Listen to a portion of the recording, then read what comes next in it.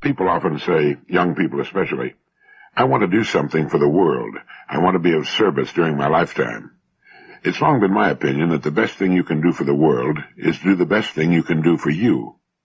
Make out your want list. It's by getting what you most want that you will usually make your greatest contribution to society. We do that which we are motivated to do. The greater the motivation, the more we do. We're motivated most not by what we think we should be doing for the world, but rather by what we most want from the world. You know, Edison didn't invent the electric light for the good of humanity. He invented it because he wanted to more than anything else. That it's been a great boon to man and created one of the world's greatest industries are besides the point. The best preachers are those who enjoy being preachers, and it's the same with teachers, generals, businessmen, and wives and mothers. Those who make the greatest contribution and by so doing reap the greatest rewards are those who thoroughly enjoy what they're doing. The sourest, most miserable and unhappy people on earth are those in fields of service in which they find no deep and abiding joy. They've been punishing themselves for some imagined sin, and they look the part. They often do more harm than good. How many times have you wanted to say to someone, "Look, friend, if you don't like your work, why don't you quit? But don't take it out on me." So if you have your heart set on doing good for the world and or humanity, get into work for which you're best fitted, work you can thoroughly enjoy and throw yourself into 100%. A happy plumber makes a greater contribution to the world than a miserable university professor or an unhappy lawyer. Some of the world's greatest artists, people who have made tremendous contributions, were neurotic, unhappy people such as Edgar Allan Poe, Vincent van Gogh, Nietzsche, Wagner, and many others. But they had found their outlets. They had found the fields in which they wanted to work, had to work. Surely they would have been even more miserable had they not found their life's work. They would have been insufferable in any other. For some people, there's only one thing for them to do. I can't imagine a Picasso doing anything but drawing and painting pictures. But for most of the rest of us, there are undoubtedly many fields in which we can find deep satisfaction and reward. A fine business executive can be happy in any number of kinds of businesses, and in many different positions. Another man might be just as happy as a carpenter as he would be as an electrician. But when it comes to serving mankind or feeling guilty because you don't think you're doing enough, it's good to remember that we can usually serve the world best by working toward and achieving the goals we want most to reach. Millions of young people in high schools and colleges throughout the world ask themselves, how can I spend my life doing the most good? The best way is to spend your life doing that which you most want to do. In that way, everybody wins. Some time back, I made a talk to about 1,000 university students on the campus of a large, well-known American university.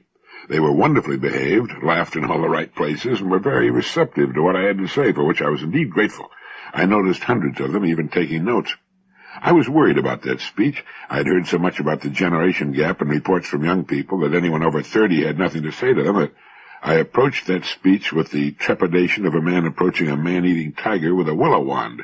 But as I say, it went off fine, and I was very much relieved. And I'm sure one of the things that averted disaster was a comment I used of Scott Buchanan. Scott Buchanan was a great educator who died in 1968, but he'd said, "The powers of the mind are the powers of the man." And building the power of the mind is largely an after-school job. It's a spare-time job. This is why developing the powers of the mind are not necessarily dependent on a formal education. A good liberal education is the best start if you're lucky enough to get one. A good base of English, world history, world literature, and math are fundamental to developing the real powers of the mind, the very subject so many young people dread and work so hard to avoid. If you're interested in this subject, and you'd like to know more about Scott Buchanan and his ideas on education, there's a paperback published by the Center for the Study of Democratic Institutions in Santa Barbara, California, entitled Embers of the World.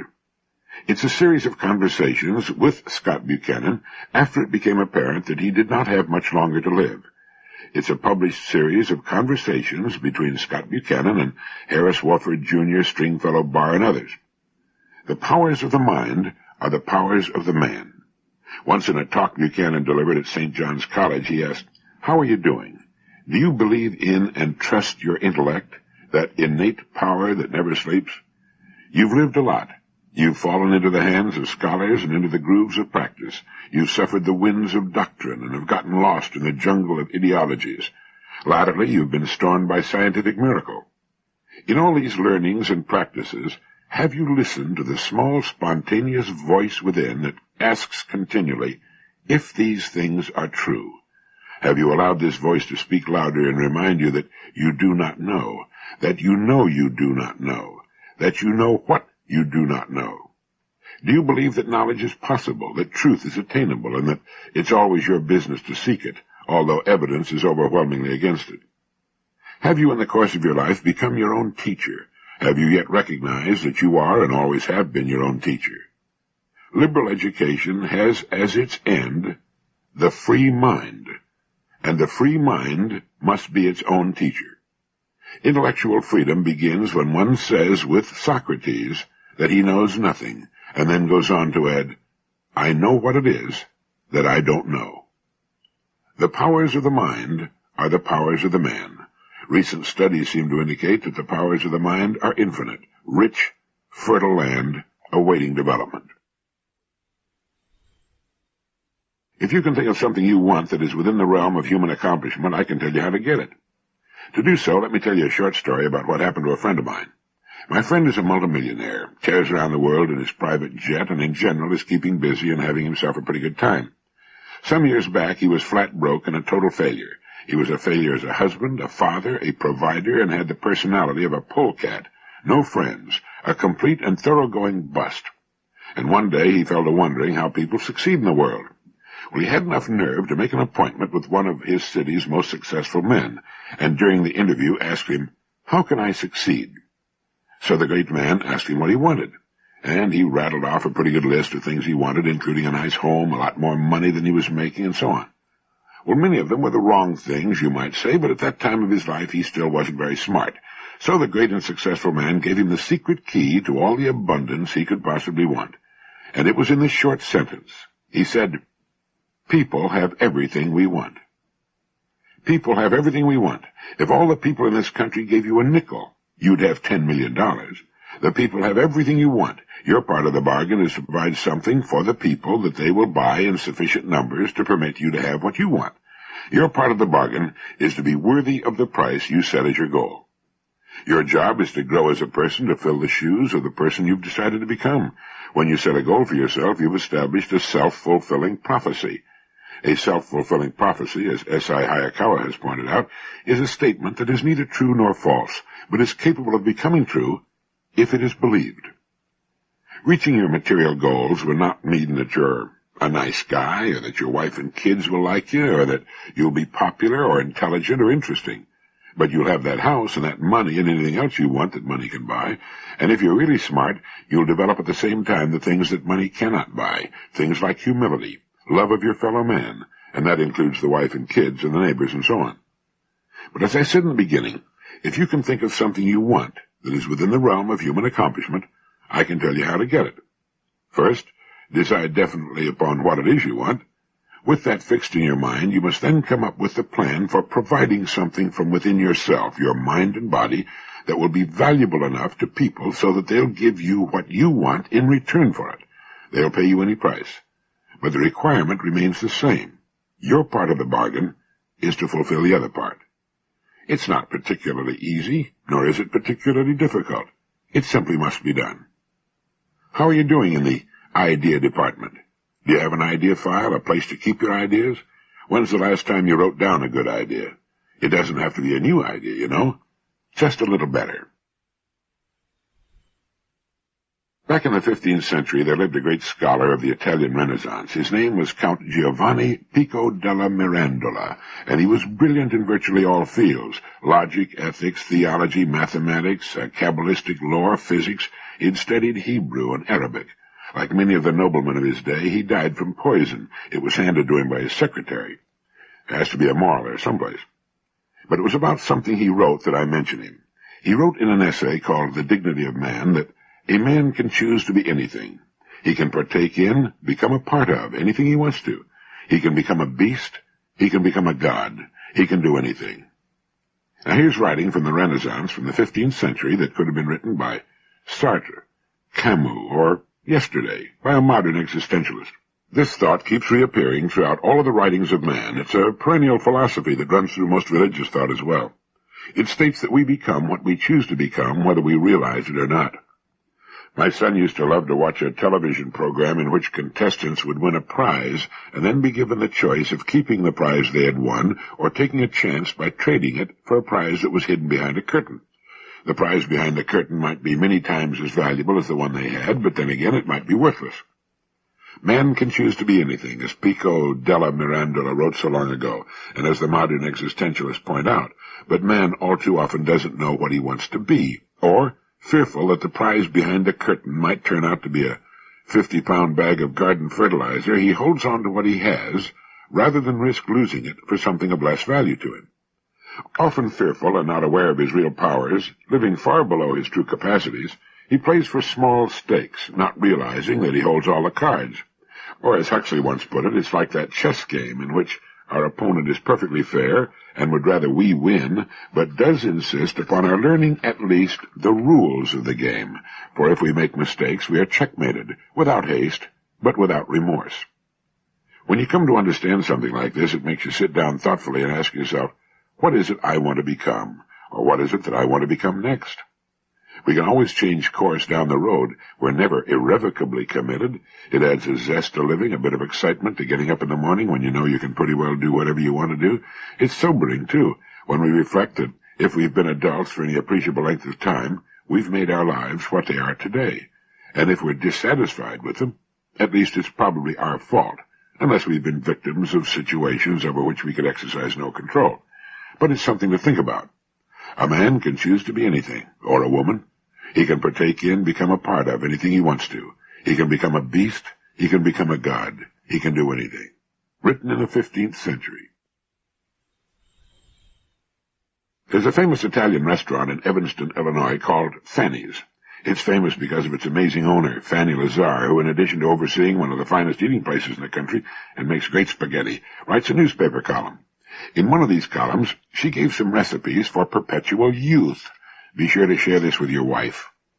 She writes, history does not record how many men have searched for the fountain of youth, but centuries before Ponce de Leon there lived in ancient Alexandria a man named Theon, a noted astronomer and mathematician, who with study and research discovered the recipe for perpetual youth. Here it is.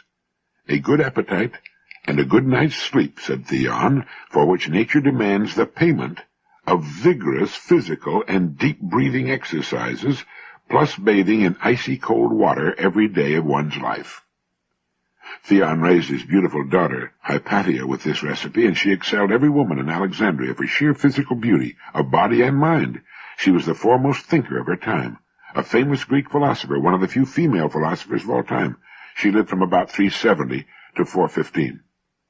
Two other great women who learned of Theon's recipe for perpetual youth were Ninon d'Anclos and Catherine, Queen of Russia.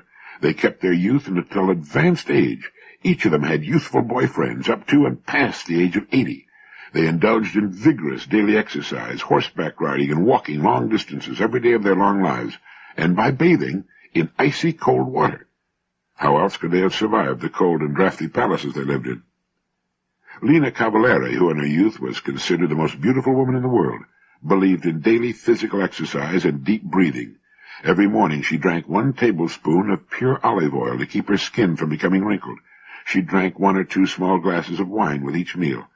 Then there was Professor Olga B. Lepenshinskaya, who recently died at the age of 92, a biologist who was the Soviet Union's outstanding authority on how to live longer while keeping perpetual youth to old age. She participated in sports, took plenty of long walks, very hot soda baths, 1 cup of soda to a tub, once a week, and drank 1 or 2 vodkas every day. Swedish Sigrid Sampson of Chicago, 77 years young, sparkling-eyed, mentally alert. She looks young because she is young, full of enthusiasm, vim, vigor, and vitality. No stiff joints. She bends, twists, stretches 15 minutes, morning and night. Henry Blackman Sell, prominent in New York society, is an incredible octogenarian who does his own variation of yoga exercises and skips rope every day. He walks 40 blocks to his office daily, and for 25 years his pedometer has registered 40 miles a week. Mrs. Lillian R. Spencer, also of New York City, another octogenarian, is a remarkable youthful elder who attributes her health and vigor to a wholesome diet and sound sleep.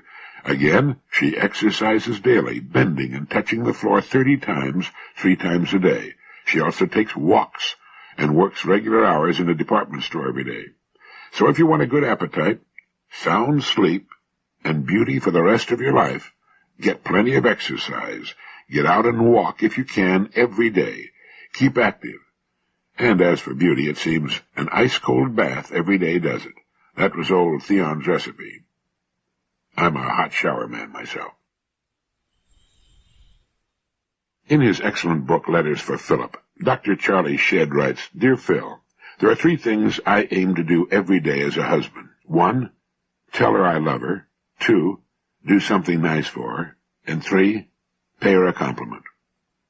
The truth is that this only sounds simple, but you try these as a regular discipline and you'll see that they say easier than they do, and the toughest of those to remember may be number 3, pay her a compliment. Psychologists tell us that there are several reasons why we restrain ourselves at this point. In some cases, they say the hesitancy comes from a basic hostility syndrome, which means that we're mad at the whole world. People are no darn good, so down with everybody.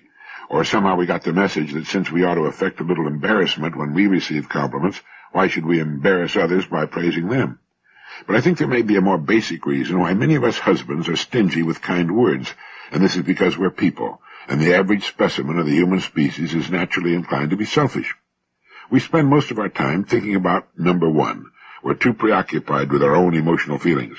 We don't have the time, take the time, or make the time to consider what it would mean to the other person if we opened our faces to say a good word.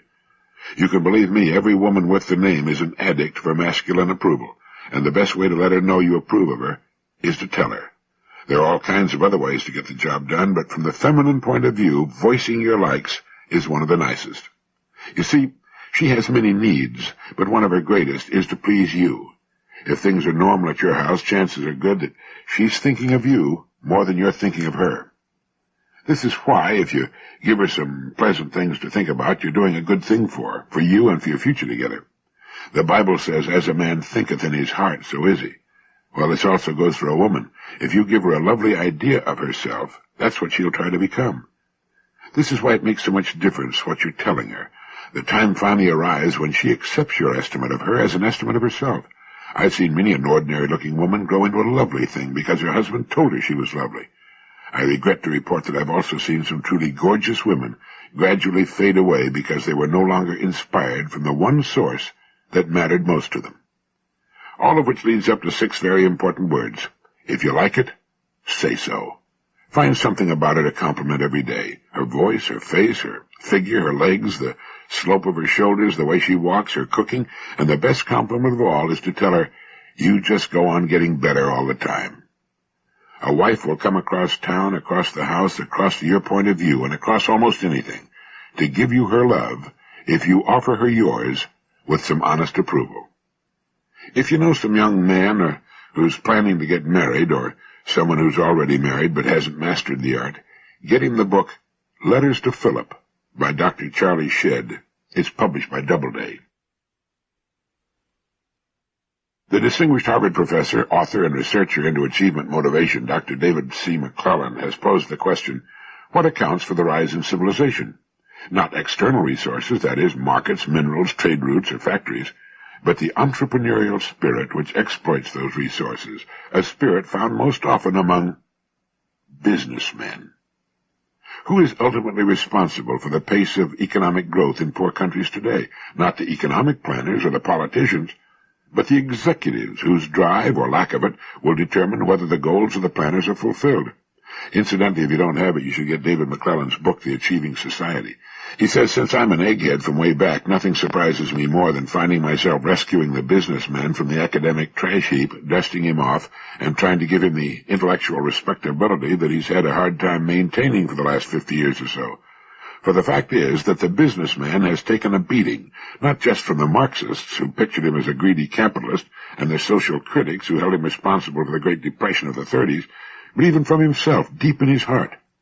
One of the queerest ironies of history, as John Kenneth Galbraith points out in The Affluent Society, is that in a sense Marx won his case with his sworn enemies, the capitalists. Marx loudly asserted that they were selfish and interested only in profits. In the end, many agreed. They accepted the Marxist materialistic view of history.